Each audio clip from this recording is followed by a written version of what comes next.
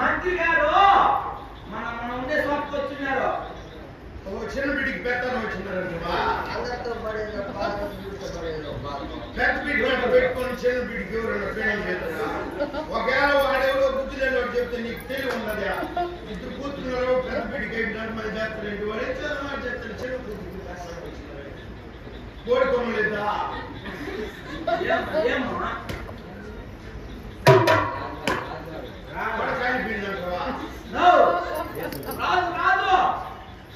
నా బిడ్డ నీలేదంటే మేషన్ తీడే దాకా కూర్చున్నాం అంటావా?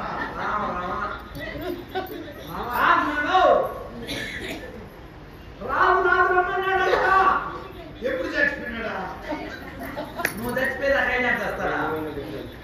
అదే సొంతగా బాగున్నాడు రాజు ఏంటి చచ్చిపోయినాడే? పూలు మూడు మే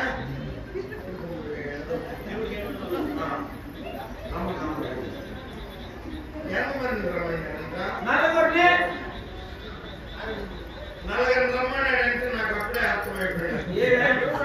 నలుగురు నాకు పక్కన పట్టుకోపోయేదానికి నలుగురు ఎందుకు పట్టుకోమాతారా?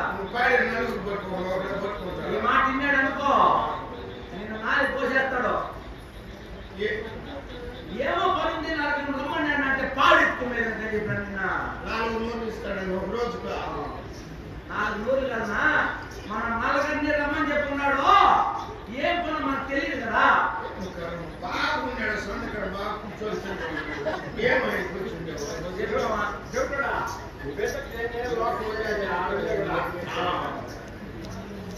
సరే రాజుగారు చెప్తున్నాడు. రాజు మహారాజు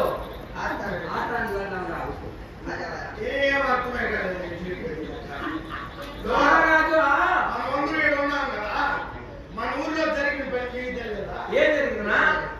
కుమ్మరైన ఉన్నట్టు శివయ్య ఉన్నాడు. పూల చెట్టు ఉన్నది మళ్ళీ పక్కన పూల చెట్టు కుమ్మరి పూల చెట్టు. ఆయన కూతురు ఏం తప్పు చేసిందని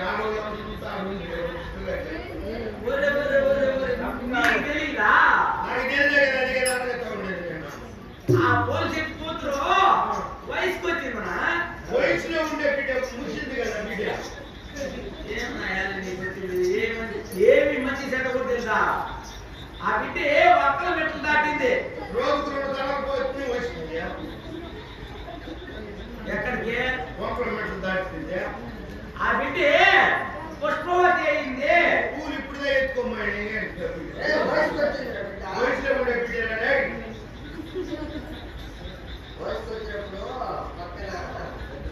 పెద్ద బిడ్డ అయిందినా? కొడుతూనే ఉన్నది కొత్తగా లేదా బిడ్డ? పువ్వు మొక్కగా ఉన్న పువ్వు ఇరిగింది పుష్పం అయింది పుష్పవతి. ముగ్గురు ముత్తైదులు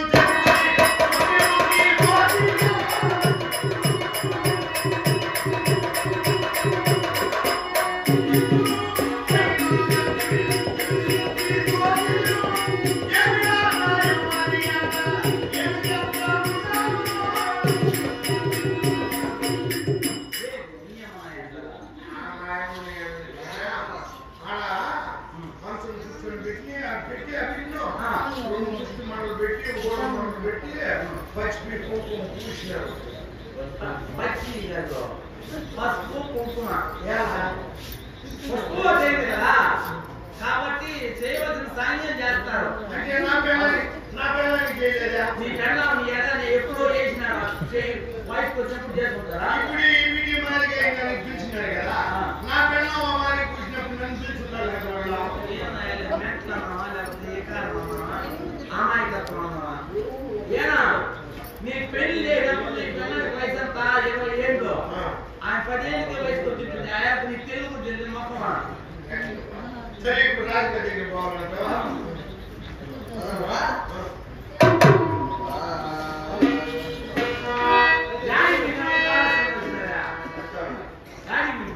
రాజకీయ చెప్పాలి.